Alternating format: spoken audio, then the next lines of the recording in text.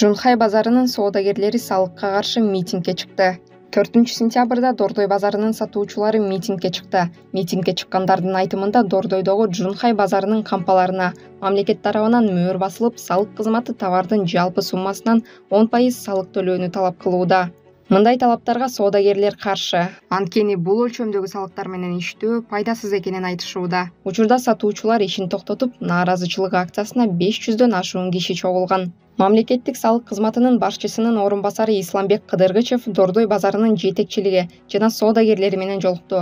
Кыдыргычев сатуучуларга биргеликте иш жүргүзүүнү сунуштады. Ошондой эле ар бир ишкер менен жеке иш алып бараарын билдирди. Мамлекеттик салык кызматы август айынын аягында Дордой конушунун аймагында салыктык каттоосу жок ишкерлерди аныктоо иштери жүрүп жатканын билдирген. Учурда 800дөн ашуун кампага мөөр басылып турганын 24 кежи өз булактарына шилтеме берип жазды.